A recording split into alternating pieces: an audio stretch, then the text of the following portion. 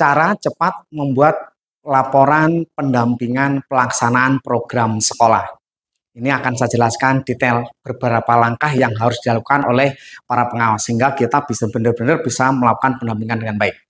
Yang pertama, ketika kita datang ke sekolah, kita minta program RKT-nya kepala sekolah untuk bulan ini, apa yang harus dilakukan? Kita minta programnya.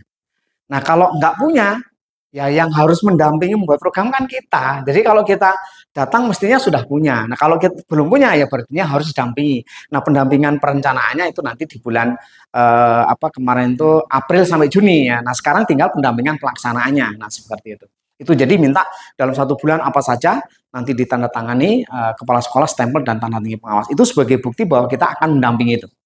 Kemudian yang kedua, kita melakukan diskusi dengan sekolah, dengan kepala sekolah, mungkin dengan wakil, dengan guru, beberapa guru untuk pelaksanaan program yang dari sekolah itu. Bagaimana pelaksanaan, seperti apa nanti itu yang harus didampingi. Mulai tujuan program ini apa saja, kita tanyakan satu persatu. Nah, untuk cepatnya itu bisa menggunakan aplikasi yang sudah saya berikan bagi teman-teman tentunya yang sudah pesan ya. Nanti bisa dicek bagi yang sudah pesan. Di sini sudah ratusan pengawas yang sudah menggunakan dan alhamdulillah dengan seperti ini hasil laporan itu nanti digunakan untuk laporan di e-kinerja. Nah, laporan yang sudah saya siapkan itu nanti apa lampirannya? Nah, lampirannya adalah ada daftar hadir, surat keterangan. Surat keterangannya di mana? Sudah disiapkan di dalam aplikasi itu.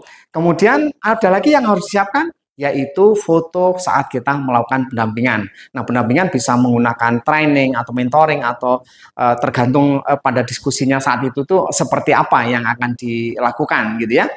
Kemudian yang berikutnya jangan lupa lampiran terakhir adalah yaitu program pada bulan itu. Sehingga kalau kita dalam satu sekolah kita mendapatkan 10 sekolah binaan, maka kita akan mendapatkan 10 laporan. Yang isinya adalah laporan yang sesuai dengan aplikasi yang sudah saya sediakan. Yang kedua adalah daftar hadir dan surat keterangan, kemudian foto kegiatan, dan terakhir adalah programnya yang ada di sekolah itu apa saja. Itulah satu laporan untuk satu sekolah. Kalau 10 sekolah berarti ada 10 laporan. Nah, seperti itu. Itulah bukti kinerja kita pada bulan Juli sampai bulan November nanti, kawan-kawan. Sehingga jangan sampai kita nggak punya dokumen itu. Itu tugas kita. Jadi jangan sampai kita juga nggak memahami apa yang harus kita lakukan. Itu yang harus dilakukan sesuai dengan Perdirjen 4831. Jadi nggak ngawur, begitu ya. Itu yang harus dilakukan, teman-teman.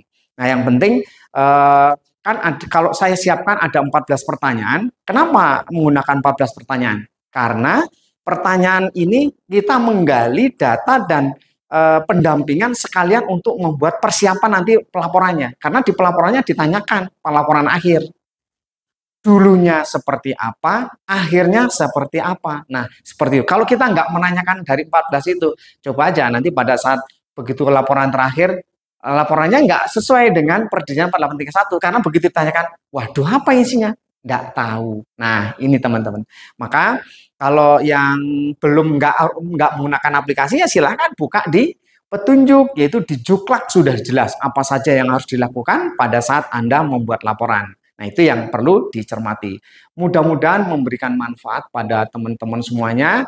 Tetap semangat, laksanakan tugas dengan sebaik-baiknya sehingga memberikan dampak yang baik untuk pendidikan yang di sekolah binaan kita. Semoga sukses.